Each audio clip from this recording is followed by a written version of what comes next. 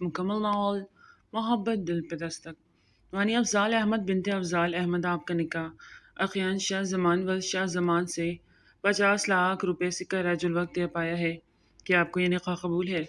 مولوی صاحب کے الفاظ پر اپنی لال رنگ کے جالی دار گھونگھٹ سے اس نے سر اٹھا کر ایک نظر وہاں موجود سب گھر والوں کو دیکھا اور ان کے سوجے ہوئے چہرے دیکھ کے وانی کے دل میں ٹھنڈ سی پڑی اور پہلی بار وہ دل سے مسکرائی، جی قبول ہے۔ مولوی صاحب نے دوبارہ الفاظ دہرائے تو وہ پھر شرماتے ہوئے قبول ہے کہتی۔ ایک نظر سنجیدہ چہرہ لیے اخیان کو دیکھا تو اس کا حلق تک کڑوا ہوا۔ تیسری دفعہ قبول کہتا اس کے منہ میں کڑواہٹ سی گھلتی محسوس ہوئی۔ اخیان سے قبول جاب کے بعد اس نے دعا کے لیے ہاتھ اٹھائے تو وانی کو سمجھ نہ آیا کہ دعا مانگے۔ اخیان اس کا شوہر بن گیا تھا، اب اس کی زندگی کے سارے فیصلے اس نے کرنے تھے۔ مطلب ایک طرف سب کو جلانے کا مزہ آ رہا تھا جو اب ایک دم جھاگ کی طرح بیٹھ گیا۔ دل نے ایک زور کی دھک دی، سب نے آمین کہتے اخیان کو مبارکباد دی۔ نہیں کروں گی شادی ان سے، سارا بچپن اور جوانی اس گھر میں رہتے ہوئے انہیں دیکھتی آئی ہوں، اب شادی کریے ساری زندگی کے لیے انہیں دیکھتے رہوں، میرا اتنا سٹیمنا نہیں ہے ماں۔ وہ غصے سے بھری ہوئی اپنے جوتے کے سٹرپس بند کرتے کھڑے ہوتے بولی۔ اس وقت شام کے 7 بج رہے تھے اور وہ ریڈ کلر کی لانگ فراک پہنے جس پہ بلیک کلر کی کرسٹلز کا دل فریب کام ہوا تھا، ہلکے پھلکے میک اپ پہ وہ بالوں کو سٹریٹ کرتے ایک طرف پف بناتی، باقی کھلے چوڑے اپنی آنکھوں پہ لائنز کی ایک لائنز کھینچتی ماں کو جواب بھی دے رہی تھی۔ وانی میری بےعزتی مت کروانا، اور یہ لپسٹک ہلکی کرو، سالگرہ پہ جا رہی ہو دوست کی، اتنی ڈارک لپسٹک کیوں لگا رہی ہو؟ وہ اس کی طرح سج دھج کی جانے پر بری طرح گھبرائی ہوئی تھی۔ آج اس کی جان سے عزیز دوست صدرہ کی سالگرہ تھی اور کتنی مشکل سے صبا بیگم نے اسے بڑے ماموں سے سالگرہ پہ جانے کی اجازت دلوائی تھی، یہ صرف وہی جانتی تھی۔ مما پلیز نا، اب آپ کو سب کچھ اوور لگنے لگا، اس لیے مجھے اب نکلنا ہے۔ اس سے پہلے کہ آپ مجھے مزید کسی بات پہ ٹوکیں وہ جلدی سے بڑی سی چادر اڑتے باہر نکلی۔ ارے سنو تو، جا کس کے ساتھ رہی ہو؟ اور اس کے پیچھے ہی باہر نکلی۔ زاوی کے ساتھ وہ اپنی چھوٹی ممانی کے بیٹے کا نام لیتی اپنے چہرے کو ڈھانپے باہر نکلی جہاں زاوی سرے سے غائب تھا۔ اس نے ادھر ادھر نگاہ دوڑائی لیکن وہ کہیں نہیں تھا۔ وانی کو لگا شاید اس کی آنکھوں کو دھوکا ہو رہا ہے۔ کل کتنا اس کی منتیں کی تھی کہ وہ اپنی بائک پہ سدرا کے گھر چھوڑ کر آئے، اس کے لیے وانی نے اس کو اس کی پسندیدہ سویٹ ڈش شاہی ٹکڑے بنا کے بھی کھلائے تھے، تب جا کے وہ احسان کروانے والے انداز میں مانا۔ لیکن اب وہ کہیں بھی نہیں تھا۔ اپنی نازک کلائی پہ بندی گھڑی پہ ٹائم دیکھتی وہ سوچ میں پڑ گئی۔ اس سے 8 بجنے کا وقت ہوا جبکہ اب 8:30 ہو رہے تھے۔ یاد رکھنا 8 کا مطلب 8، تھوڑا سا بھی لیٹ ہوئی پھر خود ہی جانا۔ اس کی کل کے الفاظ یاد کرتی وہ سر پکڑ گئی۔ اس سے اپنی ماں پہ غصہ آیا تھا جنہوں نے اسے باتوں میں لگاتے دیر کرا دی۔ اس کی آنکھوں میں آنسو بھرنے لگے، سب طرف ایک نگاہ ڈالتی گہرا سانس بھر گئی۔ اس حویلی کے در و دیوار بہت اونچے تھے لیکن یہاں رہنے والوں کے دل اتنے ہی چھوٹے۔ کچھ سیکھا ہو یا نہ سیکھا ہو، ایک سبق ضرور اس نے زندگی سے سیکھا تھا۔ گھر چاہے چھوٹا ہو یا بڑا، یا ایک جھونپڑی، گھر اپنا ہی ہونا چاہیے۔ دوسروں کے محل میں رہنے والے، دوسروں کے ٹکڑوں میں پلنے والوں کی کوئی وقت نہیں ہوتی۔ وہ اپنے گال پہ آئے آنسوؤں کو سختی سے رگڑ گئی۔ اس وقت میری جگہ ہوتی نا، ان کی اپنی بیٹیاں کرن یا کس طرح ان کو پروٹوکول کے ساتھ بھیجنا تھا، بس یا تو گھر اپنا ہو یا باپ زندہ ہونا چاہیے۔ وہ جب بہت دل برداشت ہوتی تو ایسی ہی باتیں سوچا کرتی تھی، کیا کروں کیا کروں، نہ گئی تو سدرا ناراض ہو جائے گی۔ وہ ہاتھ میں تھاما ریب کیا گفٹ دیکھتی دماغ لڑانے لگی، کیب کروا لوں یا رکشہ۔ وہ سوچنے لگی اور پھر اپنے چھوٹے سے بیگ کو کھولتے اس میں پیسے چیک کرنے لگی۔ پیسے اتنے تھے کہ وہ سدرا کے گھر پہنچ جاتی۔ اس کے پاس واپسی کے پیسے کم پڑ رہے تھے۔ ایک کام کروں گی، سدرا سے کہوں گی اپنے ڈرائیور کے ساتھ بھیج دے، یہ صحیح رہے گا۔ وہ پلان بناتی باہر نکلی۔ اس کی والدہ صبا یا کوئی اور گھر میں نہیں جانتا تھا کہ وہ اکیلی گاڑی کروا کے جا رہی ہے، ورنہ صبا بیگم اسے کبھی بھی نہ جانے دیتی۔ باہر نکلتے وہ مین اسٹاپ تک پیدل ہی چلی گئی۔ وہاں سے اب وہ رکشہ کروانے ہی والی تھی کہ ایک رکشہ والا اس کے پاس رکا تو وانی اسے سدرا کے گھر کا ایڈریس سمجھاتے پیسوں کا پوچھنے لگی، لیکن وہ زیادہ پیسوں کی ڈیمانڈ کر رہا تھا تو وانی نے منع کر دیا۔ تھوڑی دیر بعد ایک اور رکشے والے کو روک کے وہ سدرا کے گھر کا ایڈریس سمجھاتی پیسے پوچھنے لگی کہ اس وقت ایک بڑی گاڑی اس کے پاس آ کے رکی۔ وانی نے نظریں پھیر کے اس گاڑی کی جانب دیکھا، اس کا سانس حلق مٹکا تھا۔ اخیان بھائی، اس کو لگا اس کی سانس رک جائے گی۔ باجی چلنا ہے؟ رکشے والے نے پوچھا تو وانی نے نقاب سے جھانکتی اپنی بوری آنکھوں سے اس سے رکشے والے کو دیکھتے انکار کیا تو وہ سر جھٹکتا آگے بڑھ گیا۔ بلیک گاڑی کا دروازہ کھلا، وانی کے گلے میں گلٹی ابھر کر معدوم ہوئی۔ اس کا بس نہیں چل رہا تھا کہ وہ خود کو کہیں چھپا لے۔ وہ باہر نکلتا اپنی ٹائی کی نوٹ کو تھوڑا سا ڈھیلا کرتے ماتھے پہ 2 ڈبل ڈالے اس کی جانب بڑھا۔ وانی اس کے بڑھتے قدموں سے ارد گرد دیکھتی اپنے قدم پیچھے لے گئی۔ اسٹاپ رائٹ ناؤ وانی افضال احمد۔ وہ ہمیشہ کی طرح آج بھی اس کا پورا نام لیتا اسے ٹٹرا گیا۔ گاڑی میں بیٹھو۔ اگلا حکم نامہ صادر ہوا۔ لہجہ انتہائی برفیلا تھا۔ ہمت کرتے وانی نے سر نفی میں ہلایا۔ اگر تم یہ نہیں چاہتی کہ میں زبردستی تمہارا ہاتھ تھامے تمہیں گھسیٹتا ہوا گاڑی تک لے جاؤں تو چپ چاپ چل کے گاڑی میں بیٹھو۔ وہ تحکمانہ انداز میں بولتا اس کی بھوری آنکھوں میں آنسو دے گیا۔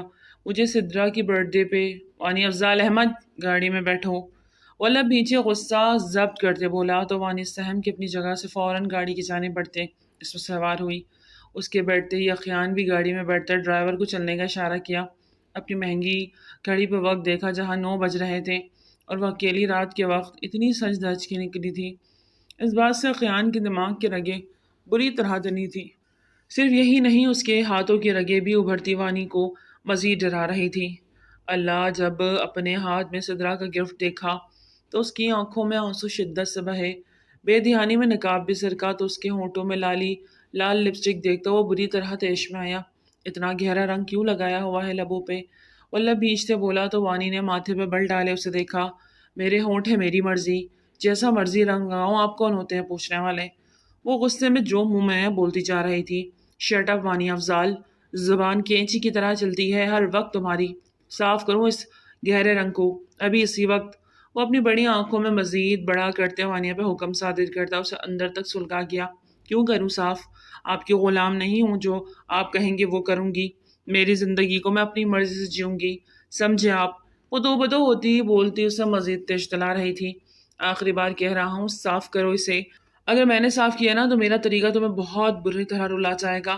وہ جس بات میں اسے دھمکی دے رہا تھا، وانی کا جی چاہا اس کا سر کسی دیوار میں دے مارے۔ اپنے شال کے پلو سے اپنے لبوں کو لگی مارون لپسٹک کو صاف کرتی سو بھی کر رہی تھی۔ گاڑی گھر کی گیٹ سے انٹر ہوئی۔ وانی کو آج کے دن کا بہت افسوس ہے کہ وہ سدرا کے گھر نہیں جا پائی، just because of the great Akhyan شاہ۔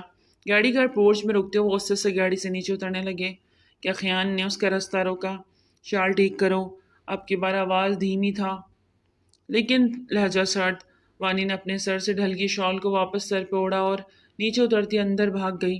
اس کو یوں روتا ہوا اندر آتا دیکھ صبا بیگم کی آنکھوں میں جس سے رات کے اس پہر تارے جھلملانے لگے۔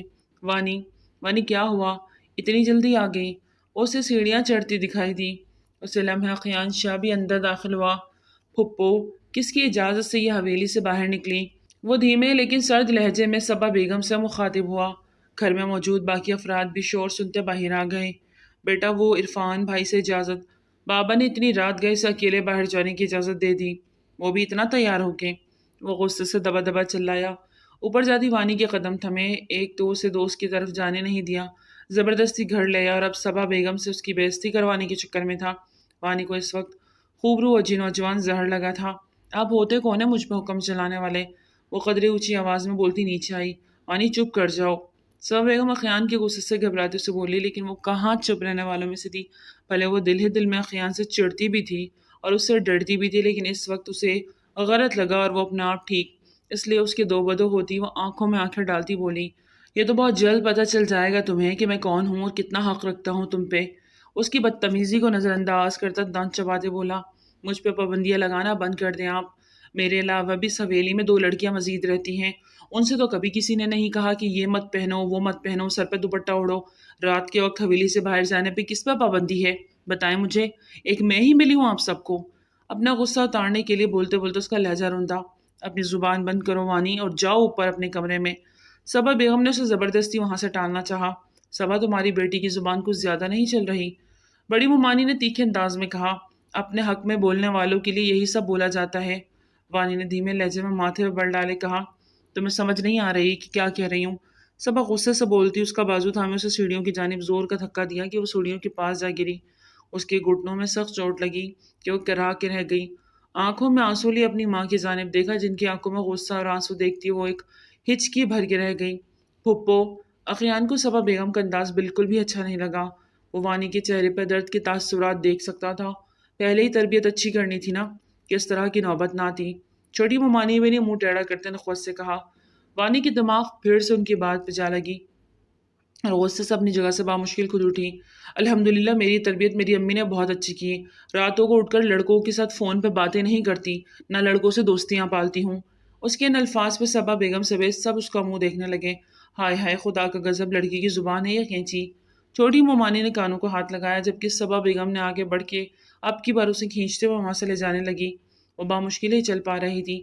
امی، وہ التجائی انداز میں بولی، راتوں کو خود چھپ کے اکیلے نکلی ہیں لڑکوں سے ملنے، خود اخیان پکڑ کے اسے گھر لایا اور باتیں سن لو اس کی۔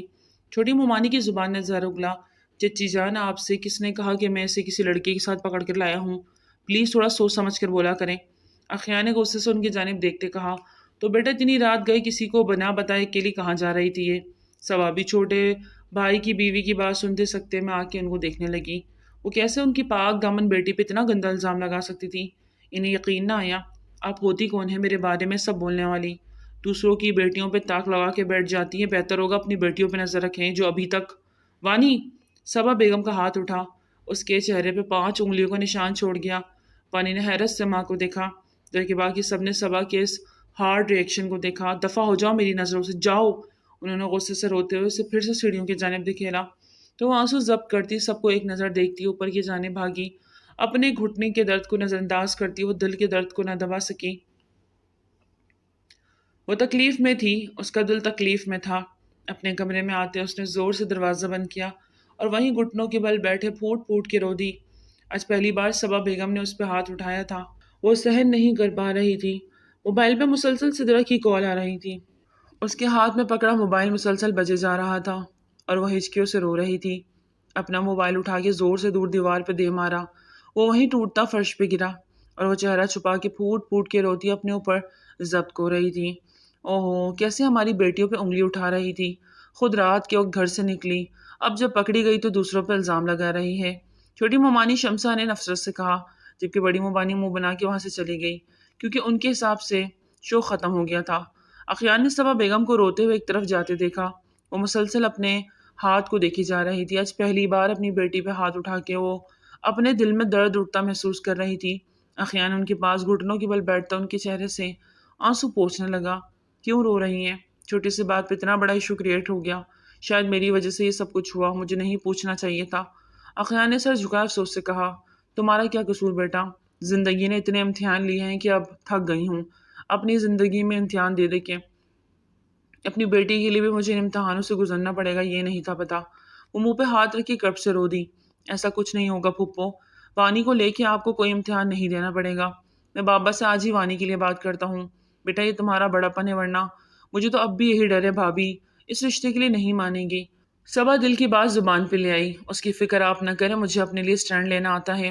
آپ بس وانی پہ پھر کبھی ہاتھ مت اٹھائیے گا، اسے ریکویسٹ سمجھ لیں۔ وہ اپنے اندر کے اشتعال کو قابو کرتا اپنی پھپھو سے کہہ رہا تھا۔ اس کی وانی کے لیے فکر دیکھ صبا کے دل میں سکون سا اترا۔ صبح صادق کے وقت اس کی آنکھ کھلی۔ رات کو روتے روتے کب وہ سو گئی اسے پتہ ہی نہیں چلا۔ کوئی اس کے کمرے میں بھی نہ آیا، نہ کھانے کا پوچھا، یہاں تک کہ اس کی مما بھی اٹھتے ہی درد سے کرائی۔ اس کا گھٹنا سوجا ہوا تھا، جو رات تک تو اتنا محسوس نہ ہوا، لیکن اب درد کی شدید لہر اٹھی تھی اس کی پوری ٹانگ میں۔ اللہ جی، وہ بمشکل اپنی ٹانگ نیچے کی طرف لٹکا تھی، اٹھنے کی کوشش میں ہلکان سی ہوئی، واپس بستر پہ بیٹھ گئی۔ آنسو پھر سے بہنے لگے۔ یہ باپ مر کیوں جاتے ہیں؟ بیٹیوں کے باپ کو مرنا نہیں چاہیے۔ ماں تو بیٹیوں کو پروں میں چھپا لیتی ہے، لیکن باپ تو صاحبان ہوتے ہیں۔ یہ صاحبان کوئی اور رشتہ نہیں دے سکتا۔ اس صاحبان کے لیے مما نے ساری زندگی ان لوگوں کی اچھی بری سنی اور اب تک سنتی آ رہی ہے۔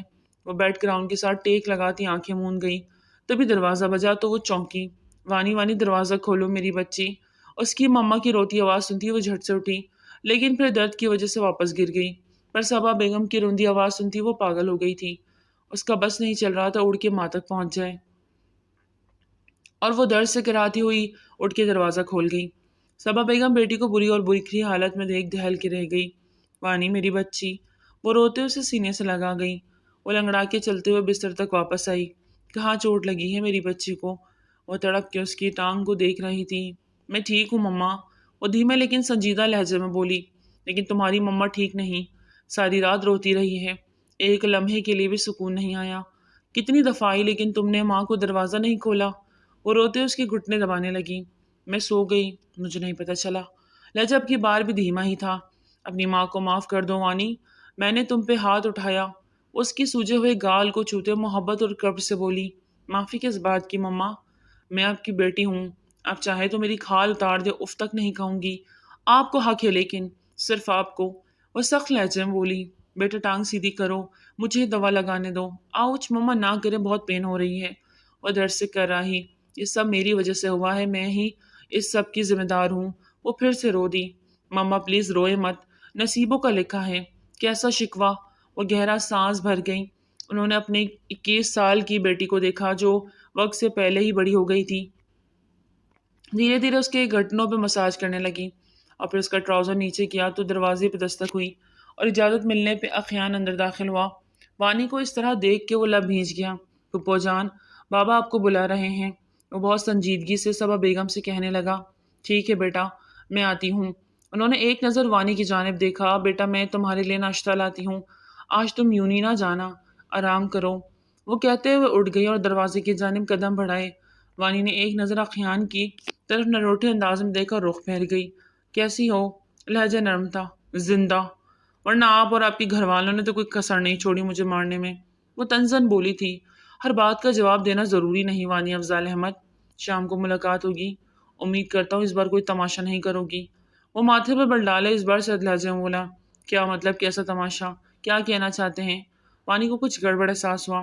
شام تک پتہ چل جائے گا، زیادہ طبیعت خراب ہو تو پھوپھو کے ساتھ ڈاکٹر کے پاس چلی جانا۔ اسے اپنی ٹانگ پہ ہاتھ رکھا دیکھ پھر سے لہجہ نرم کر گیا۔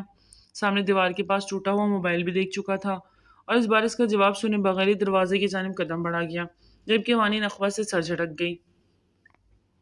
شاہ زمان کی 2 ہی اولادیں تھیں، اخیان شاہ اور کرن۔ ان سے چھوٹے شہباز شاہ کی بھی 2 ہی اولاد تھی، عرفان اور منزہ، جبکہ ان کی اکلوتی بہن جو بیوہ ہونے کے بعد بھائیوں کے در پر آ گئی تھی، صبا بیگم، ان کی ایک ہی بیٹی تھی، وانی افضال احمد۔ وہ اپنے شوہر کی وفات کے بعد شاہ ہاؤس آ گئی تھی۔ بھائیوں نے تو ہمیشہ پیار محبت ہی دیا، لیکن بھابھیوں نے کبھی بھی وہ عزت و مان نہ بخشا جس کی وہ حقدار تھی۔ سچ کہتے ہیں جب بیٹیاں بیاہ کے بعد کسی وجہ سے گھر واپس آ جائیں نا تو ان کی وہ عزت اور وہ وقت نہیں رہتی جو پہلے ہوتی تھی۔ صبا بیگم بھی گھر کے سارے کام کاج دیکھتی اور بھابھیوں کی جلی گٹی بھی سنتی، ان کے بگڑے ہوئے منہ کو بھی دیکھتی اور اپنی اکلوتی بیٹی وانیہ کی دیکھ بھال بھی کرتی۔ انہوں نے جوانی میں بیوگی دیکھی اور پھر جوانی میں ہی ایک بہت امیر گھرانے سے رشتہ آیا۔ وہ وانیہ کو بھی اپنانے کے لیے تیار تھے لیکن ان کی بھابھیوں نے ان کا وہاں رشتہ بھی نہ ہونے دیا کیونکہ انہیں مفت میں ایک ملازمہ مل گئی تھی اور وہ کیسے اسے ہاتھ سے جانے دے سکتی تھی، اس لیے بہانے سے اس رشتے سے انکار کروا دیا۔ وقت گزرتا کیا، گھر میں جو قدر و منزلت منزہ اور کرن کی تھی، وانیہ کو وہ عزت، وہ محبت، وہ چاہت نہ دی گئی۔ ہاں، اس کے دونوں ماموں اس سے بہت محبت کرتے تھے لیکن ایک باپ جیسی شفقت محبت وہ نہ دے سکے۔ لیکن سب کی امیدوں پر اس وقت پانی پڑا جب شاہ زمان نے اخیان کا رشتہ وانیہ سے کر دیا۔ اس وقت بڑی ممانی کی پیٹ میں بھی مروڑ پڑی، چھوٹی ممانی کی پیٹ میں بھی، کیونکہ چھوٹی ممانی کی یہی خواہش تھی کہ منزہ کا رشتہ اخیان سے ہو، لیکن اخیان نے اپنے باپ سے صاف لفظوں میں کہہ دیا کہ وہ شادی کرے گا تو صرف اور صرف وانیہ سے، اور اس کی خواہش پہ ہی شاہ زمان نے سٹینڈ لیا اور اخوان کی خواہش پہ ہی احترام کرتے ہوئے وانیہ ہی کو اپنی بہو بنانے کا فیصلہ۔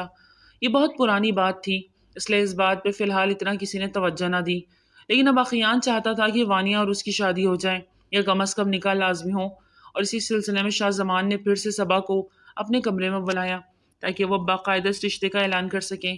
بھائی جان، آپ جو بھی میری بیٹی کے لیے فیصلہ کریں گے میں جانتی ہوں بہت اچھا ہوگا، وانیہ مجھ سے زیادہ آپ کی بیٹی ہے اور جو بھی فیصلہ کریں گے مجھے منظور ہے۔ تو ٹھیک ہے صبا، میں نے شام کو خیان اور وانیہ کا نکاح کرنے کا فیصلہ کیا ہے، تو جو بھی خریدنا وغیرہ ہے، کچھ پیسے ہیں رکھو اور جا کر خود بھی اور وانیہ کے لیے بھی جو خریدنا ہے خرید لو۔ بھائی، آپ نے میری بیٹی کے لیے اتنا سوچا، آپ اسے اپنی بہو بنا رہے ہیں، میرے لیے یہی بہت ہے، مجھے میری بیٹی کو کچھ بھی نہیں چاہیے، آپ یہ پیسے واپس رکھ لیں۔ صبا بیگم نے ان کے پیسے ان کو واپس لوٹاتے ہوئے دھیمے لہجے میں کہا، نہیں صبا، یہ وانیہ کا حق ہے اور میں کسی کا حق مارنے کا سوچ بھی نہیں سکتا۔ ہاں، میں یہ جانتا ہوں کہ اس گھر میں بہت زیادتیاں بھی ہوئی ہیں تمہارے ساتھ، وانیہ کے ساتھ بھی، کسی جگہ یہ مجھے مصلیتاً خاموش رہنا پڑا، لیکن اس کا مطلب یہ نہیں کہ میں کچھ بھی جانتا نہیں۔ اخیان اور وانیہ کا نکاح بہت سارے لوگوں کا منہ بند کروا دے گا اور انشاءاللہ آنے والے وقت میں یہ فیصلہ بہت اچھا ثابت ہوگا، وانیہ کے لیے بھی اور تمہارے لیے بھی۔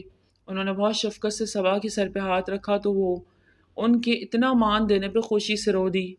مما پلیز خدا کے لیے آپ چاہے راہ چلتے کسی بھی انسان سے میرا نکاح کر دیں، کسی کو بھی مجھے سونپ دیں، میں شادی کے لیے انکار نہیں کروں گی، لیکن میں اقیان بھائی سے شادی نہیں کروں گی، یہ میرا آخری فیصلہ ہے۔ ایک بار پھر سے وانیہ صبا بیگم کی بات پہ چٹک گئی۔ وانیہ میں سب جانتی ہوں، تمہاری اس خاندان سے نفرت کی وجہ بھی جانتی ہوں، لیکن بیٹا اقیان بہت اچھا ہے، وہ تمہارا بہت خیال رکھے گا، مجھے پورا یقین ہے، اور یہ تمہارے بڑے ماموں کی بھی مرضی ہے اور میری بھی خواہش ہے۔ صبا بیگم نے پھر سے بہت پیار سے وانیہ کو سمجھانا چاہا۔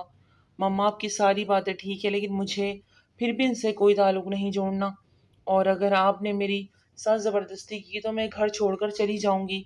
وانیہ کی اس دھمکی پر صبا بیگم بے یقینی سے اس کا چہرہ دیکھنے لگی۔ وانیہ تم کیا کہہ رہی ہو؟ تم گھر چھوڑ دو گی؟ اپنی ماں کو چھوڑ کر چلی جاؤ گی؟ وہ رندے ہوئے لہجے میں بول رہی تھی۔ تو وانیہ نے سختی سے اپنی آنکھیں میچ لی۔ مما پلیز میرا وہ مطلب نہیں، بس آپ نہیں، مجھے مت چھونا۔ وہ اسے ٹوک گئی۔ جانا چاہتی ہوں نا اپنی ماں کو چھوڑ کر، جانا ہے نا تم نے، جس نے تمہارے خاطر۔ وہ گرب سے لب بھینچ گئی۔ ٹھیک ہے، جو تمہارا دل کرتا ہے تم کرو، آج کے بعد میں تمہیں کسی چیز کے لیے نہیں کہوں گی، تمہیں اخیان سے شادی نہیں کرنی مت کرو، جو چیز چاہے تمہارا وہ کرو آج کے بعد۔ مما ٹھیک ہے، میں تیار ہوں۔ وہ اپنی ماں کے ایموشنل بلیک میل کرنے پر بالآخر راضی ہو گئی۔ ان کی آنکھوں میں ابھی بھی آنسو تھے۔ وہ وانیہ سے بات نہیں کر رہی تھی۔ انہیں ابھی بھی یقین نہیں آ رہا تھا کہ وانیہ نے گھر چھوڑنے کی بات کہی۔ مما میں آپ سے کہہ رہی ہوں نا، ٹھیک ہے، جیسا آپ کہیں گے میں کروں گی، آپ پلیز ادھر دیکھیں میری طرف۔ وانیہ کو ان کا یوں رخ پھیرنا اچھا نہیں لگ رہا تھا۔ وانیہ آج تم نے میرا بہت سخت دل دکھایا ہے، تم نے کیسے مجھے چھوڑنے کی بات کر لی؟ میں تمہاری ماں، میں نے تمہیں تربیت ایسی تو نہیں کی۔ آج مجھے افسوس ہو رہا ہے خود پر کہ شاید میں نے تمہاری تربیت میں کوئی کمی چھوڑ دی۔ ایسی بات نہیں ہے مما، آپ جانتی ہیں مجھے ان سب لوگوں سے نفرت ہے، کیونکہ یہ ہم سے نفرت کرتے ہیں، ان کے لیے ہماری کوئی ویلیو نہیں۔ اب اچھی طرح سے جانتی ہے زندگی میں کبھی مومانی نے سیدھے منہ بات نہیں کی ہم سے، اور آپ مجھے انہی کے خاندان کی بہو بنا رہی ہیں۔ آپ جانتی ہیں مومانی میرے ساتھ کس طرح کا رویہ رکھتی ہے، اور اخیان بھائی کو دیکھا ہے آپ نے، ہر وقت غصے ناک پہ چڑھا کے رہتے ہیں، یہاں نہ جاؤ وہاں نہ جاؤ، اس طرح پہنو اس طرح پہنو، سر سے دوپٹہ کیوں اتر گیا؟ مما وہ انسان صرف اور صرف مجھے نیچا دکھانے کے لیے مجھ سے شادی کرنا چاہتا ہے، تاکہ وہ مجھ پہ پابندیاں لگا کر مجھے اس گھر میں قید کر دے، اس کے علاوہ اور کچھ نہیں۔ لیکن آپ نہیں سمجھ رہی میری بات، ٹھیک ہے؟ اگر آپ چاہتی ہیں کہ میں اس گھر میں ساری زندگی کے لیے قید ہو جاؤں تو میں اس نکاح کے لیے تیار ہوں، لیکن آپ پلیز روئیں مت، مجھ سے آپ کی آنکھوں کے آنسو نہیں دیکھے جاتے۔ وانیہ نے ان کی آنکھوں سے آنسو پوچھتے ہوئے کہا، جبکہ خود روئے جا رہی تھی۔ وانی، تمہیں ابھی میرا فیصلہ غلط لگ رہا ہے، لیکن مجھے یقین ہے کہ آنے والے وقت میں تم اپنی ماں کو دعا دو گی۔ صبا بیگم کے لہجے میں ایک یقین تھا۔ ماں کی اس بات کے بعد وانیہ نے کوئی بحث نہیں کی۔ صبا بیگم محلے کی ایک دوست شازیہ کے ساتھ جا کے وانیہ کے لیے ایک بہت پیارا ڈریس لے کے آئی تھی، اور ساتھ میں کافی سارا سامان بھی تھا۔ وانی بیٹا جلدی سے تیار ہو جاؤ، ابھی تھوڑی دیر کے بعد نکاح کے لیے مولوی صاحب آ جائیں گے، تھکے ہارے انداز میں کہتی ہوں اس کے پاس بیٹھی۔ مما اتنی زیادہ شاپنگ آپ نے کر لی، اس کے پیسے آپ کہاں سے آئے؟ یقیناً یہ بھی بڑے ماموں نے ہی خیرات دی ہوگی۔ وانیہ کی بات پہ صبا بیگم نے اسے غصے بھری نگاہ سے دیکھا۔ ہر بات کو نیگیٹو کیوں لیتی ہو وانیہ؟ انہوں نے تمہاری خوشی کی خاطر یہ سب کیا، اور تم ان کی نیک نیتی پہ شک مت کرو۔ بھلے بھابھیوں سے وہ کس قدر ہی نالاں ہو، لیکن اپنے بھائی کے بارے میں وانیہ سے اس طرح کی باتیں نہیں سن سکی۔ وانیہ گہرا سانس خارج کرتی رہ گئی۔ مما صرف نکاح ہو رہا ہے، مجھے اتنا تیار ہونے کی کیا ضرورت ہے؟ ہاں مانتی ہوں صرف نکاح ہو رہا ہے، لیکن اگر تمہارے بڑے ماموں کی خواہش ہوئی رخصتی کی تو میں چاہتی ہوں کہ رخصتی بھی ہو جائے۔ اپنی ماں کی بات سنتے ہوئے شوق میں چلی گئی۔ نو مما پلیز، ابھی نہیں، میں رخصتی نہیں لینا چاہتی۔ بیٹا ایک ہی گھر کی تو بات ہے، کون سے تم دور جاؤ گی؟ ایک کمرے سے نکل کر دوسرے کمرے میں ہی تو جانا ہے، اور ویسے بھی میں چاہتی ہوں کہ تمہاری رخصتی ہو، باقی جو تمہارے ماموں فیصلہ کریں۔ اچھا اٹھو جلدی سے تیار ہو جاؤ، مجھے تھوڑے سے کام دیکھنے ہیں۔ وہ بنا وانیہ کی مزید کوئی بات سنے اٹھ کر باہر نکل گئی۔ ان کی نظر میں تو لڑکیاں صرف کٹ پتلیاں ہیں، جیسے نچایا چپ کر کے ناچتی رہے، جو کہیں گے وہ کرو، ہم ویسا کرتے رہیں۔ وہ کڑ گئی۔ اخیان شاہ زمان، تمہیں یہ نکاح کتنا مہنگا پڑنے والا ہے تم سوچ بھی نہیں سکتے۔ دل ہی دل میں وہ اخیان کو سوچتی غصے سے اس بلو فراک کو دیکھنے لگی جو اس کی ماما بہت محبت سے اس کے لیے لے کے آئی تھی۔ نہ چاہتے ہوئے بھی مجبور ہو کے وہ فراک زیب تن کرنا پڑا۔ اس کے گھٹنے کا درد کا اب تھوڑا بہت اس کو آرام تھا، اس لیے آرام سے ڈریسنگ ٹیبل کے سامنے کھڑی ہوتی وہ اب ہلکا پھلکا میک اپ کر رہی تھی۔ ویسے حیرت کی بات ہے، بڑی ممانی مان کیسے گئی؟ ان کی یہ دل پر آج سانپ لوٹ رہے تھے۔ ہائے وانیہ، جس کو وہ اس قابل ہی نہیں سمجھتے تھے کہ اپنے ساتھ بٹھا کر کبھی کھانا کھلا سکیں، اب ان کی بہو بننے جا رہی تھی۔ اف، مجھے تو نہیں لگتا آج رات ان کو نیند بھی آئے گی۔ آئینے کے سامنے کھڑے ہوتے وہ خود سے باتیں کر رہی تھی، جبکہ چہرے پہ اب ایک مسکان سج گئی تھی۔ وہ چھوٹی ممانی، ہائے اللہ، وہ تو منزہ کے لیے سوچ کر بیٹھی ہوئی تھی کہ خیال اور منزہ کی شادی ہو جائے۔ انہیں یہ نہیں پتا تھا کہ ان کی منزہ کتنے لڑکوں کے ساتھ کانٹیکٹس میں ہے۔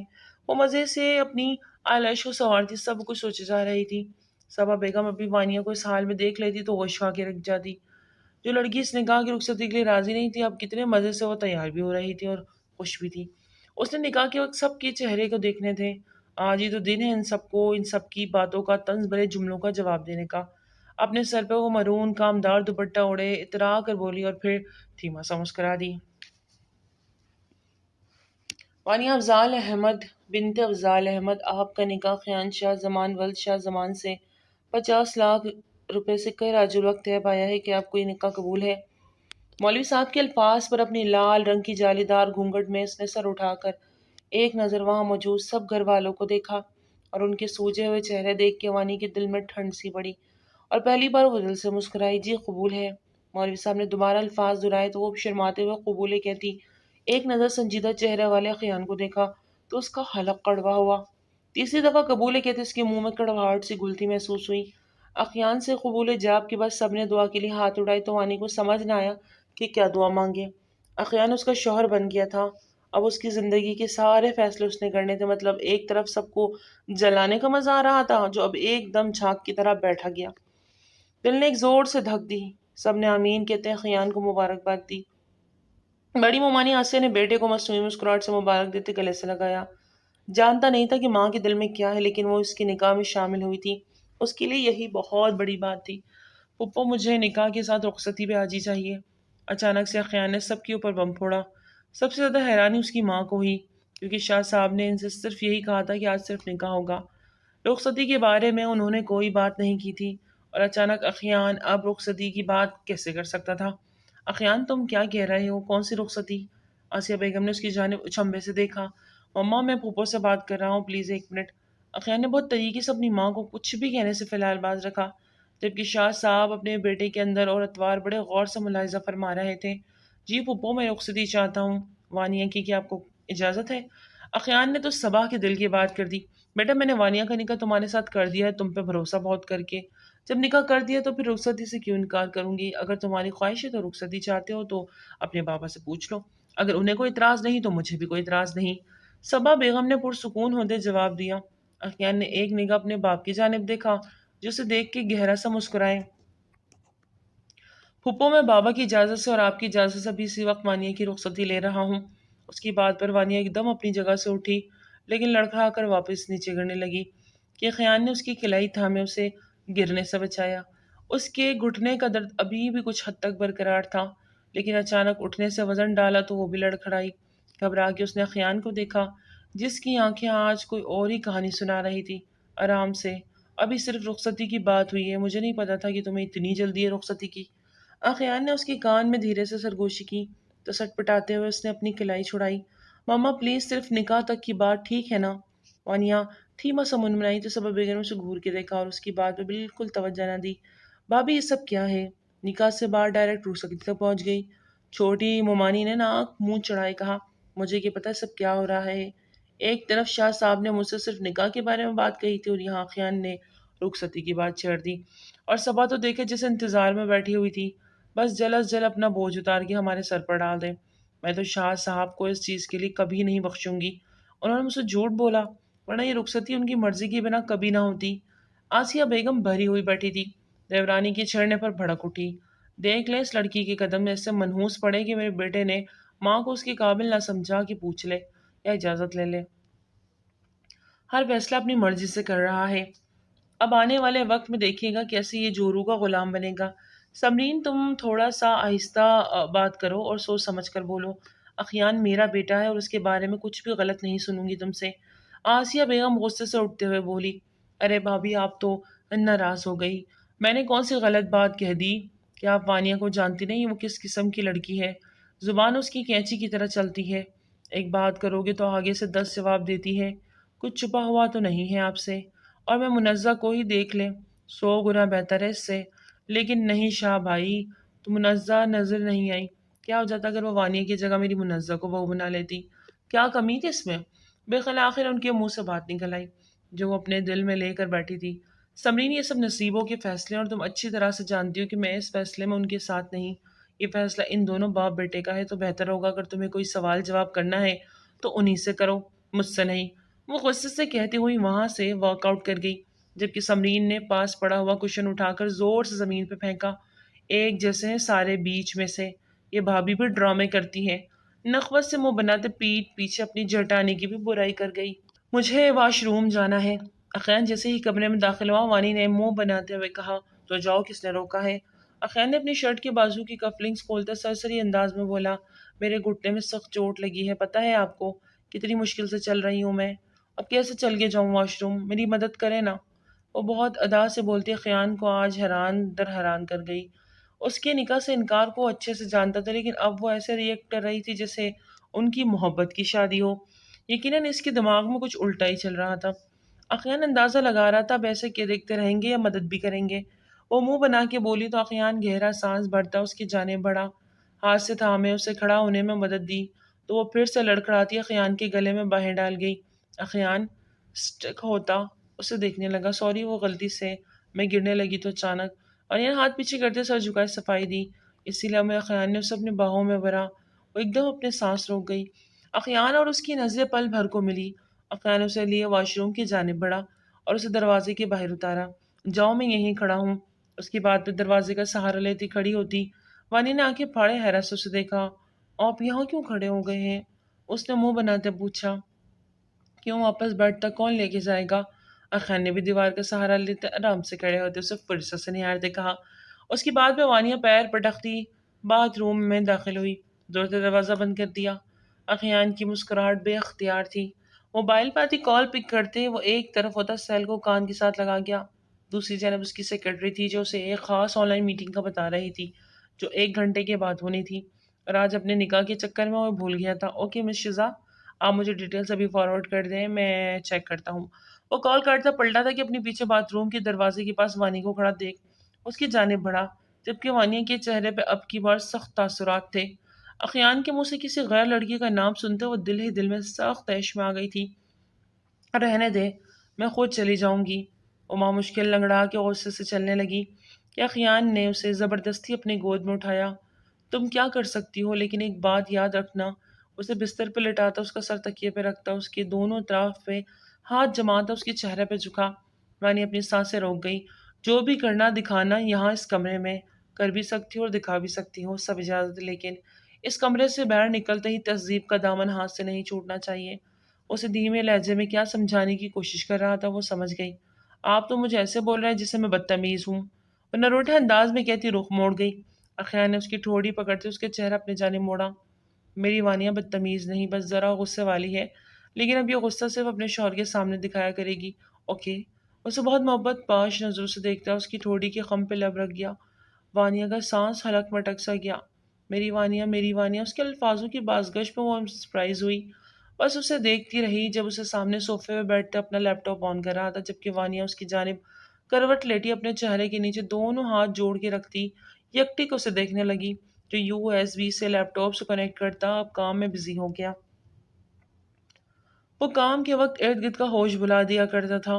وانیہ مسلسل اسے دیکھے جا رہی تھی۔ دیکھنے میں اچھا خاصا خوبصورت اور ہینڈسم ہے، ماتھے پہ ایک گرین کلر کی لاٹ سے بہت خوبصورت اور وجیح بناتے 6 پیکس اور چوڑا کسرتی سینہ، ایک پل کو باڈی بلڈر کا گمان ہوتا ہے۔ یہ تو اتنا ہیوی باڈی کا لگتا ہے، میں اس کے نیچے آ گئی تو میں تو دب ہی جاؤں گی، مما نے تو میرا فاتحہ پڑھا دینا۔ اپنی باتیں خود کو سوچتے ہوئے جھرجھری لیتی آنکھیں میچ گئی، اس کی پلکیں بھاری ہونے لگی۔ نہ جانے کب اخیان کو دیکھتے دیکھتے اس کی آنکھ لگ گئی اور وہ نیند کی وادیوں میں کھو گئی۔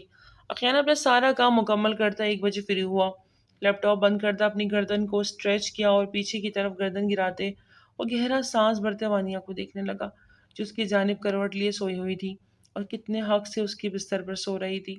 اخیان کا دل خوشی سے جھوم اٹھا، اپنی ٹھوڑی اور گال کے نیچے مٹھی بنا کے رکھتے وہ اب فرصت سے اپنی بیوی کو نہار رہا تھا، جو اس بات سے بے خبر خواب خرگوش کی منزل اٹھ رہی تھی۔ وقت دیکھتا وہ اپنی جگہ سے اٹھتا اس کے قریب آیا، جو سویا خیان کی جوان جذبات کو بری طرح جگا گئی۔ اس کے قریب جگہ بنا کے لیٹتے اسے اپنے حصار میں لیا تو وہ بھی نیند میں آگے بڑھ کر اس کے سینے پہ سر رکھ گئی۔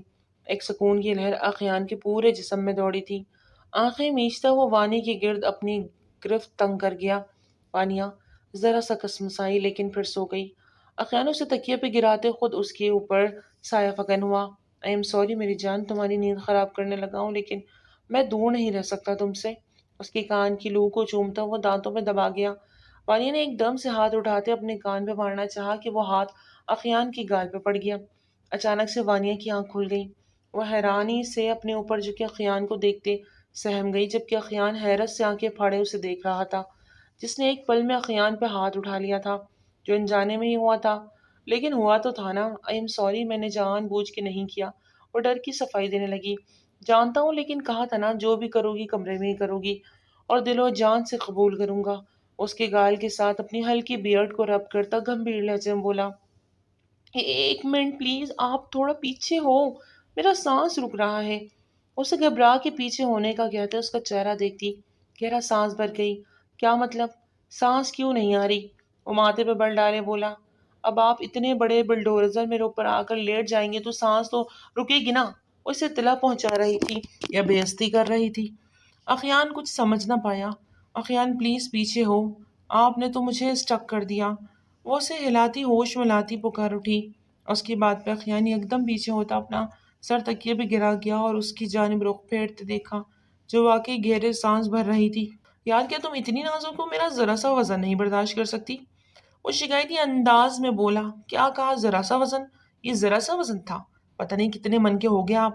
اٹھ کے بیٹھتی اونچی آواز میں اپنے خیالات کا اظہار کرتی اخیان کو چکا گئی۔ یار 70 ہے، بہت زیادہ تو نہیں، اس میں اتنے چلانے کی کیا ضرورت ہے؟ وہ منہ بنا کے رخ پھیر گیا۔ 70 مطلب 70؟ وہ بہت چکاتے بولی۔ مجھے لگتا ہے 100 کہنا بھول گئے۔ وہ مسکرا کے میٹا سے طنز کر گئی۔ اس کی بات پہ خیال نے اسے گور کے دیکھتے اور اب کی بار کھینچ کے اسے اپنے سینے سے گرایا۔ وہ اس اچانک سے افتادات پہ گھبراتی سر اٹھا کے اسے دیکھنے لگی۔ میں تمہارا وزن برداشت کر لوں گا، اسے اپنے اوپر ایڈجسٹ کرتا گمبھیر لہجے میں بولتا، اس کی کمر کی مٹھی میں دبا گیا۔ وہ میں کہہ رہی تھی کہ آپ ہمیں ایک دوسرے کے اوپر ایڈجسٹ ہونے کی کیا ضرورت ہے؟ اتنا بڑا بستر ہے، دونوں آرام سے اس پہ ایڈجسٹ ہو جائیں گے۔ وہ بھی اس دنیا میں اپنے نام کی ایک ہی تھی۔ اگر بیڈ پہ ایڈجسٹ ہونا ہوتا تو شادی کیوں کرتا؟ مانی خیزی سے کہتا وہ اس کے بھاری کامدار دوپٹے کو سائڈ پہ سرکا گیا۔ وانیہ کا دل جیسے رکنے لگا۔ وہ اس سے اپنا تعلق جوڑ رہا تھا جو کہ اب وہ اسے چاہ کے بھی روک نہیں پا رہی تھی۔ اخیان کی آنکھوں میں جس بات کے ٹھٹے مارتا سمندر دیکھتی وہ اپنے لب کھولتی پل میں خاموش ہوئی۔ وہ نہیں چاہتی تھی کہ اخیان سے کچھ بھی کہہ کے وہ اسے تکلیف پہنچائے، جبکہ یہ اس کا جائز حق تھا اور اپنے تمام جملے حقوق اس کے نام وہ کروا چکی تھی۔ وہ چاہتی یا نہ چاہتی اسے نہیں روک سکتی تھی، اور اب ایسا کوئی بہانہ نہیں بچا تھا کہ وہ اسے روک سکتی۔ دھیرے سے اس کی فراک کی سائڈ زپ کو نیچے کی جانب سرکاتا وہ اس کے چہرے کے زاویے بھی ساتھ ساتھ نوٹ کیے جا رہا تھا جو پل پل بدل رہے تھے۔ وہ گھبرا رہی تھی لیکن اخیان نہیں چاہتا تھا کہ وہ پینک ہو، اسی لیے وہ اپنے ہر عمل میں آہستگی سے آگے بڑھ رہا تھا۔ اس کی فراک کو کندھوں سے نیچے کی جانب تھوڑا سا سرکاتے وہ اپنے دونوں ہاتھ اس کے کندھے پہ پیوست کر گیا۔ ونی اور مائن، اونلی مائن، وہ کہتے اسے ساتھ شدت سے تکیے پہ گرایا، اس پہ جھکتا اس کے لبوں کو اپنی دسترس پہ جما گیا۔ وانی کی سانس اس کے حلق میں دب گئی۔ کچھ پل تو وہ اپنی جگہ ہی ہل نہ سکا جب اخیان کی گرفت اس کے لبوں پہ سخت تر ہوتی جا رہی تھی۔ وانی اپنی سانس سے واپس کھینچی، اخیان کی آنکھوں میں پل میں خماری کی لالی چھائی۔ اس کے یوں سانسوں کا انہیل کرنے سے مزید اس کے قریب ہوتا تمام لائٹس بند کرتا اس پہ گھڑا بن کر چھایا، اسے ہمیشہ ہمیشہ کے لیے اپنا بنا گیا۔ وانی کی سوچی گئی تمام اسکیمز ایک ہی پل میں فیل ہوئی۔ وہ کیسے اس پہ چھایا تھا کہ پل میں وانیہ کو بھی اپنے ساتھ اپنے جذبات کی روح میں بہکاتا ہوا بہکا۔ اسے کچھ یاد نہ رہا، بس اسے ایک پل وہ خود کو اخیان کو سچے دل سے سونپ گئی۔ آپ جانتی ہیں آسیہ، سب کچھ آپ کی بیٹی کی خواہش پہ ہو رہا ہے، پھر مجھ سے گلا کیسا؟ بیوی کی ناراضگی کو دور کرتے ہوئے انہیں اپنے پاس پیار سے بٹھاتے بولے، آپ منع بھی تو کر سکتے تھے نا۔ ہر فیصلہ وہ ایسے لے رہا تھا جیسے اس کے بڑے ہم نہیں وہ خود اپنا بڑا ہو، مطلب ہماری کوئی وقت نہیں۔ وہ بھڑکتی ہوئی بولی، ایسا کچھ نہیں، یہ بات آپ اچھی طرح سے جانتی ہے۔ وہ خود سر کبھی نہیں تھا، ہمیشہ فرما برداری دکھائی ہے اس نے۔ شاہ صاحب نے بیٹے کی سائڈ لی۔ یہ کیسی فرما برداری ہے شاہ صاحب، جس میں وہ بہو کو گھر لے آیا اور ہمیں پوچھا تک نہیں؟ اچھا غصہ تھوک دینا جان، 28 سال کا ہو گیا، اب اس کے بھی دل کرتا ہوگا اسے بھی پیار کرنے والا ہو، اس کے ناز نخرے اٹھانے والی ہو۔ اب اتنا تو حق بنتا ہے اس کا کہ رخصتی ہو جانی چاہیے تھی، اور نکاح کے بعد رخصتی نہ کرنا میرے خیال میں بچوں پہ ایک ظلم تھا۔ نکاح کرتے ہی رخصتی ہو جانی چاہیے تھی، ورنہ بہت بگاڑ پیدا ہوتا ہے رشتوں میں اور معاشرے میں بھی۔ اور اپنی بیوی کا سر اپنے کندھوں پہ ٹکاتے انہیں بہت نرمی سے سمجھانے لگا، مانتی ہوں لیکن اسے ہمیں اعتماد میں لینا چاہیے تھا کیا؟ وہ ابھی بھی ناراضگی دکھا رہی تھی۔ اس نے پہلے ہی کہہ دیا تھا یار، وہ اب کی بار مثلاً بولے، کیا مطلب؟ آپ بھی جانتے تھے؟ انہوں نے بیوی کے گرد باہوں کا حصار بنایا تو ان کے کندھوں پہ سر رکھتے آنکھیں موند گئی۔ اپنے دل کو کشادہ کیجیے بیگم، وہ پہلے صرف میری بہن کی بیٹی تھی اور اب ہمارے خاندان کی بہو۔ یاد رکھنا، اگر بیٹے کے دل کو اپنے لیے کھلا رکھنا ہے تو اس کی بیوی کو دل سے اپنائے۔ زمان شاہ نے انہیں سمجھاتے ہوئے کہا، اب یقین مانے شاہ صاحب، صرف ایک اسی وجہ سے میں چپ کر گئی ہوں کہ اس میں اس کی مرضی شامل ہے۔ وہ بھی منہ بنا کے بولتی شاہ صاحب کو کوئی نروٹی سی بچی لگی۔ شاہ صاحب نے ان کے ماتھے پہ عقیدت سے لب رکھے تو وہ روح تک سرشار ہوئی۔ صبح مشکل اس کی آنکھ کھلی تھی، اپنے اوپر وزن محسوس کرتی وہ گہرے سانس بھرنے لگی، لیکن وہ سانس لے نہ سکی۔ جٹ سے آنکھیں کھولی تو خیان کا بھاری بازو اس کے سینے کے گرد لپٹا اپنے حصار بنایا ہوا تھا، اور پورا زور لگا کے خود کو اس کی گرفت سے نکالنے کی کوشش کر رہی تھی، لیکن 1 انچ بھی سہلا نہ سکی، بلکہ خیان اسے مزید کھینچ کے اپنے سینے میں بھیجتا چلا گیا۔ اس کی گرفت سخت سے سخت تر ہوتی جا رہی تھی۔ اخیان پلیز لیو می، وہ نم لہجے میں بولی تو اس کی آنکھ کھل گئی۔ کیا کیوں تنگ کر رہی ہو صبح صبح؟ وہ اس کے نرم و ملائم گال کو کھینچتے اور اس کو اپنے ساتھ چپکا گیا۔ مجھے باتھ روم جانا ہے، وہ دھیما سا منمنائی۔ ابھی اجازت نہیں، وہ اپنی ٹون میں بولتا اس پہ اپنی دسترس جما گیا۔ اخیانہ، آپ نے پہلے ہی مجھے ساری رات نہیں سونے دیا، اب بھی آپ مجھے باتھ روم نہیں جانے دے رہے؟ وہ غصے سے نروٹھے انداز میں بولی، کیا ایک رات گزرنے کے بعد اسیر ہو گیا ہوں تمہارا؟ نہیں چاہتا کہ تم مجھے چھوڑ کے کہیں بھی جاؤ۔ وہ اس کی گرد باہیں حمائل کرتا اس کی گردن پہ منہ چھپاتا بولا، اللہ اللہ خیان، پلیز واش روم جانے دے۔ وہ دھیرے سے منمنائی تو خیان کہکا لگاتے پیچھے ہٹا۔ اچھا جاؤ، یاد رکھو گی کہ کس سخی سے پالا پڑا ہے۔ وہ تکیے پہ سر گراتے بولتا اسے اپنی گہری نگاہوں میں رکھے اس کی جانب کروٹ لے گیا۔ جان خلاصی ہونے پہ وانیہ بستر سے اٹھتی واش روم کا رخ کر گئی۔ اس کے جاتے ہی اخیان کے چہرے کو سنجیدگی نے چھوا۔ وہ پاس پڑا موبائل اٹھاتے واٹس ایپ آن کر گیا، جہاں وانیہ کی کسی لڑکے کے ساتھ تصویریں اسے شیئر کی گئی تھی، اور یہ کچھ دیر پہلے کی بات تھی۔ لیکن وانیہ کے جاگنے پہ وہ موبائل بند کر گیا۔ اب اسے بھیجنے والے کے نمبر پہ کال کر رہا تھا لیکن نمبر آف تھا۔ اخیان نے لب بھیجے، اتنا وہ بھی جانتا تھا کہ وانیہ کے کردار کی ایک مضبوط لڑکی ہے، وہ مر کے بھی اس پہ شک نہیں کر سکتا تھا۔ ابھی وہ انہی سوچوں میں غلطہ تھا کہ پاس پڑے وانیہ کے نمبر پہ میسج کی ٹون بجی۔ اخیان نے اگنور کیا لیکن پھر کال آنے لگی تو وہ موبائل اٹھاتے یوں ہی سرسری سے دیکھنے لگا، لیکن وہی نمبر دیکھ وہ بری طرح ٹھٹکا اور کال کو یس کرتا کان کے ساتھ لگایا۔ وانی، کہاں ہو تم یار؟ تمہارے ہسبینڈ کی پک سینڈ کر دی ہماری، لیکن وہ اب کال کر رہا ہے، کیا کروں؟ کیا جواب دوں اسے؟ یہ تم نے مجھے نہیں بتایا تھا، ہلو ہلو بولو بھی۔ اخیان اس کی بات سنتا زلزلوں کی زد میں تھا، کیا اس کا یقین جھوٹا نکلا؟ اخیان نے باتھ روم سے فریش ہوتی نکلتی وانیہ کو ایک کرب بھری نگاہوں سے دیکھا۔ رات کو اپنے سچے جذبے اس پہ لٹائے، اسے محفوظ پناہ گاہ دینے کے لیے اس کی رخصتی لی، اس گھر میں اعلیٰ مقام دلانے کے لیے اس کے نام کے ساتھ اپنا نام جوڑا، اور اس پہ چیٹ کر گئی۔ اس کا دل تو اب بھی نہیں مان رہا تھا، لیکن اس کے سامنے جو سب کچھ تھا اس کا کیا کرتا؟ وہ گیلے بالوں کو خشک کرتا خیان کے چہرے کو انتہائی سنجیدگی کو محسوس کر گئی اور اس کے پاس بستر پہ ٹکی۔ کیا ہوا؟ ایسے کیوں دیکھ رہے ہو؟ وہ بلش کر رہی تھی۔ اس کا شرمانا، اس کی بار بار پلکیں گرانا، اس کا دمکتا رنگ روپ، یہ سب دیکھتا وہ سوچ میں پڑ گیا، کیا وہ کسی اور سے؟ اخیان دل ہی دل میں خود سے سوال کرنے لگا۔ اخیان، اس نے اس کا کندھا تھامتے اسے پکارا تو وہ ہوش میں آتا اپنی سلگتی آنکھیں اس پر ہٹا گیا۔ آپ کی طبیعت ٹھیک ہے؟ وہ پریشانی سے اس کے لال آنکھوں کو دیکھتی اس کے ماتھے پہ ہاتھ رکھ گئی، جسے اخیان نے دھیرے سے پیچھے کر لیا اور بستر چھوڑتا خاموشی سے باتھ روم کا رخ کیا۔ وانی حیرانی سے اس کو جاتا دیکھنے لگی۔ انہیں کیا ہوا اچانک؟ وہ ششو پنج میں پڑتی اٹھ کے فجر کی نماز ادا کرنے لگی۔ نماز ادا کرتے وہ دعا مانگ رہی تھی جب اخیان بھی فریش ہوتا باہر آیا۔ وہ کف لگے سفید شلوار پہنے مسجد جانے کی تیار ہونے لگا۔ اس کی اس قدر اچانک خاموشی پہ وانیہ کے دل میں عجیب و غریب خیال آنے لگے۔ کل ہی تو وہ اپنے اور اخیان کے رشتے کو ماں کے کہنے پہ ایک موقع دیتی، خود کو دل سے اس کے قریب کر گئی، کیونکہ اس کی ماں کا ہی کہنا تھا کہ اسے بے حد محبت کرتا ہے۔ ان کی باتوں کو یاد کرتی وہ دعا کے لیے ہاتھ اٹھا گئی، اور وانی، ایک بات یاد رکھنا، ہمیشہ تمہارے لیے اسٹینڈ لے گا، اور کسی بے وقوفی میں اخیان کو گنوانا مت۔ اس کے ساتھ تمہیں زندگی کی ہر خوشی دے گا۔ یاد رکھنا، جو محبت کرتے ہیں وہ اپنی محبت کے لیے مر مٹ جاتے ہیں۔ اخیان کی محبت کو روندنا مت، اس کی محبت کی قدر کرنا، تمہاری قدر وہ کرے گا۔ اپنی ماں کی باتوں کو یاد کرتی اس کی آنکھوں سے آنسو بہہ نکلے۔ کیا اس کے پیار کی عمر بس اتنی ہی تھی؟ ایک رات وہ اخیان میں واضح فرق محسوس کر سکتی تھی۔ کوئی بات تو تھی جس وجہ سے وہ اچانک سے چپ ہو گیا۔ دروازہ بند ہونے کی آواز چونکی۔ اخیان نماز کے لیے جا چکا تھا۔ اس کا دل بہت تھا کہ وہ اخیان کی امامت میں نماز ادا کرے، لیکن اس کا یہ روڈ انداز وانیہ کو اس سے میلوں کے فاصلے پہ لے گیا۔ وانیہ کو وہ پھر سے پہلے والا اخیان لگنے لگا جس کو دیکھتا ماتھے پہ بل لے آیا تھا۔ اس کی وہی روڈ انداز سے اخیان کے قریب نہیں ہونے دیتا تھا، لیکن رات کو اس کی ہر انداز بدلا تھا۔ اس کی محبت میں وانی پور ڈوبی تھی۔ کتنی عزت اور مان کے ساتھ اخیان نے اسے سمیٹا تھا کہ وہ واقعی خود پہ رشک کرنے لگی۔